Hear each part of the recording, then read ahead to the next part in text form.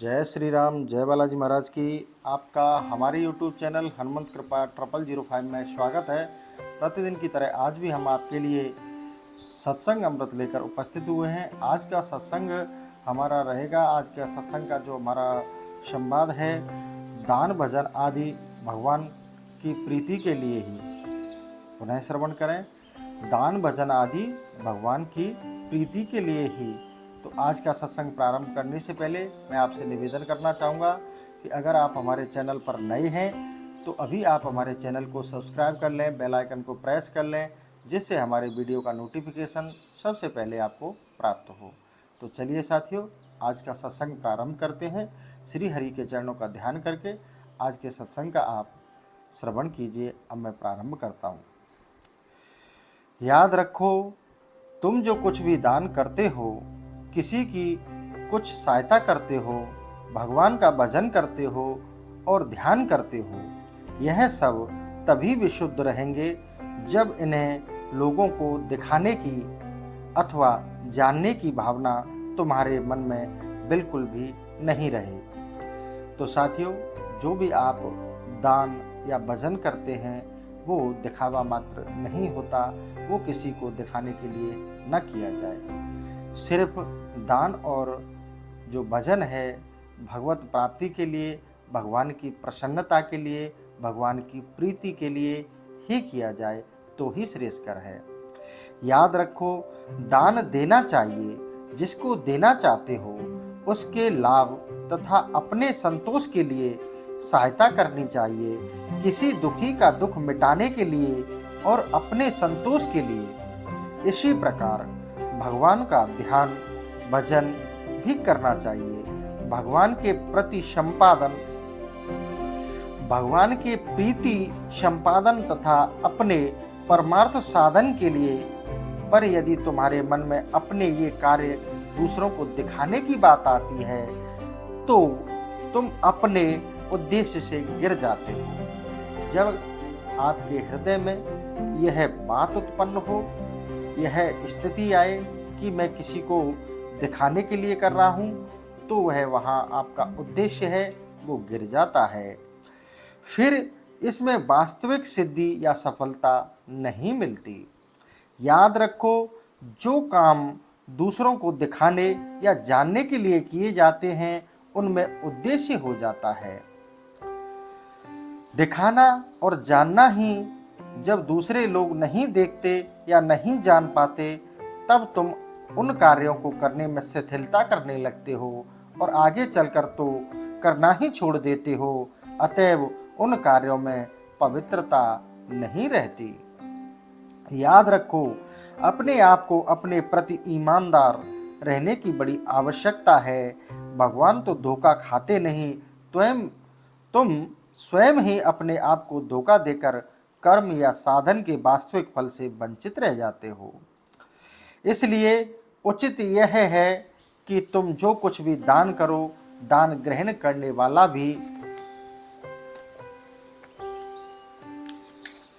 उसे न जाने तो सर्वोत्तम है, नहीं तो कम से कम दूसरा तो जाने ही नहीं। इसी प्रकार सहायता करने में भी ध्यान रखो और भजन ध्यान में दूसरों को दिखाने जानने की भावना नहीं होनी चाहिए।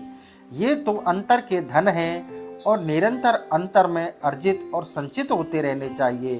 केवल तुम जानो और तुम्हारे भगवान जाने, तीसरे को कोई मतलब नहीं होना चाहिए। याद रखो, किसी सार्वजनिक सहायता के कार्य में भी जहाँ तक बने अपना दान प्रकट न करने का विचार रखें। किसी संस्था द्वारा सहायता करवानी हो तो उसमें भी संभव हो तो अपना नाम प्रकाशित न होने दें। इससे दान का मूल्य बढ़ जाएगा और अधिक से अधिक विशुद्धि रहेगी। याद रखो, तुम जो कुछ भी देते हो वह भगवान की ही चीज है और जिसको देते हो वह भी भगवान का ही रूप है। अतएव अभिमान छोड़कर भगवान की चीज भगवान को अर्पण करने में अपना सौभाग्य समझो। अर्पण बुद्धि से ही दान करो। याद रखो, दान सहायता और भजन ध्यान भगवान की प्रीति के लिए ही होनी चाहिए, अन्य लोगों को दिखाने के लिए नहीं, अथवा अन्य किसी उद्देश्य को लेकर उन्हें करना भी लाभदायक ही है। पर इनका असली विशुद्ध रूप और असली भगवत प्रीति रूप फल तो तभी रहता है और प्राप्त होता है जबकि ये गुप्त रूप से हो। जब कोई भी आप दान कर रहे हैं या फिर भजन ध्यान कर रहे हैं, उसे गुप्त रखा जाए, गुप्त रूप से किया जाए, जभी भगवत प्रीति संभव है और केवल भगवत प्रीति संपादन के लिए ही हो, यह आप ध्यान रखें। भगवान मंगलमय हैं, उनका प्रेम अहेतुक है, उनकी दया सहज सर्वत्र व्यापनी है, वे सर्वशक्तिमान हैं, वे सर्वज्ञ हैं तथा नित्य निर्भ्रांत हैं। तुम्हारे लिए जो कुछ भी विधान है सब उनकी मंगलमयी इच्छा रहित इच्छा से ही संपन्न होता है। अतएव उनकी इच्छा ही तुम्हारे लिए सदा सर्वदा कल्याणकारी है। याद रखो, तुम न सर्वज्ञ हो, न दूरदृष्टि हो, न अपने यथार्थ कल्याण के स्वरूप तथा साधन को ही निर्भ्रांत रूप से वास्तविक जानते हो। अतएव तुम अपने लिए जो कुछ सोचते हो, जो कुछ कल्याण का साधन निश्चित करते हो, वह ठीक वैसा ही है। यह निश्चित नहीं, तुम्हारी भूल हो सकती है।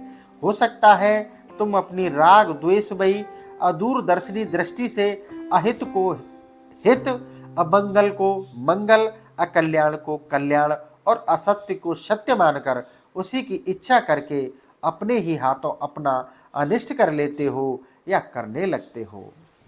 याद रखो, तुमसे भूल हो सकती है, भगवान से नहीं। तुम भ्रम से अपना अमंगल सोच या कर सकते हो, पर भगवान कभी तुम्हारा अमंगल नहीं सोच सकते हैं, न कर सकते हैं। तुम किसी बात में अपना हित समझकर भी सीमित शक्ति होने के कारण उसे नहीं कर सकते, पर असीम शक्ति भगवान के लिए सभी कुछ सहज संभव है। तुम्हारी इच्छा बदल भी सकती है, पर भगवान की मंगलमयी इच्छा नित्य है। अतएव तुमको यही चाहिए कि तुम सब प्रकार से, सब ओर से, सभी कार्यों में अपने परम सुहृदय श्री भगवान की इच्छा पर अपने को छोड़कर निश्चिंत हो जाओ। याद रखो, भगवान की इच्छा पर अपने को न छोड़कर यदि तुम अपनी स्वतंत्र इच्छा के अनुसार भगवान से काम कराना चाहते हो या करते हो, तो इससे सिद्ध होता है कि भगवान की सर्वज्ञता, सौहार्द तथा मंगलमयता पर तुम्हें विश्वास नहीं है और अपनी स्वतंत्र इच्छा का उपयोग करके तुम अपने परम मंगल परिणाम, जो भी भगवान की मंगलमयी इच्छा के अनुसार होने वाला था, बाधक होते हो और अपने आप ही अपना अमंगल करते हो। याद रखो, भगवान की अहेतु की कृपा, प्रीति, सौहार्द, सर्वज्ञता आदि पर विश्वास करके तुम अपनी स्वतंत्र इच्छा को छोड़कर भगवान की इच्छा पर निर्भर करते हो तो अपना सहज मंगल करते हो, तुम्हारा हमेशा मंगल होता है। अतएव सदा यही चाहो कि भगवान की इच्छा पूर्ण हो, यह विश्वास रखो। देखने में कहीं भयानक या विनाशक होने पर भी भगवान की इच्छा से होने वाला परिणाम, तुम्हें मिलने वाला फल निश्चय ही तुम्हारे लिए परम कल्याण का रूप होगा। याद रखो, अनिच्छा या परीक्षा से जो कुछ भी फल तुम्हें प्राप्त होता है वह भगवान के मंगल विधान से ही होता है। उसके विपरीत कभी इच्छा न करो, उसमें कभी असंतुष्ट मत हो, वरन भगवान मंगल प्रसाद समझकर उसे सिर चढ़ाओ। भगवान से कभी कोई मांग करनी हो, कुछ चाहना हो, तो बस केवल यही मांगो, यही चाहो कि भगवान मंगल में भवन है, मंगल में भगवान है, तुम्हारी इच्छा पूर्ण हो। तुम्हारी इच्छा के विपरीत मेरी कभी कोई इच्छा हो ही नहीं। कदाचित कभी कुछ हो जाए तो उसे कभी पूरी मत करना। याद रखो, भगवत सेवा की बुद्धि से भगवान जब जैसी सद्बुद्धि दें वैसा ही आचरण और फल केवल भगवान की इच्छा पर छोड़ दो। इससे तुम्हें कुछ शांति तो मिलेगी ही, भगवत कृपा से भगवत प्रेम की प्राप्ति भी हो जाएगी, तुम्हारा जीवन सफल हो जाएगा। तो साथियों, भगवान के मंगल विधान को अपने जीवन में स्वीकार करें, अपनी इच्छा को न रखें, और अगर अपनी इच्छा रखते हैं तो अगर इच्छा पूर्ति या मनोकामना पूर्ति नहीं होती है तो प्रभु की इच्छा पर छोड़ दें और भगवान के शरणागत रहें। भगवान तुम्हारा हमेशा मंगल विधान करते हैं। तो आज का सत्संग हम यहीं समाप्त करते हैं। कल फिर नए सत्संग के साथ फिर उपस्थित होंगे। इसी के साथ साथियों, जय श्री राम, जय बालाजी महाराज की।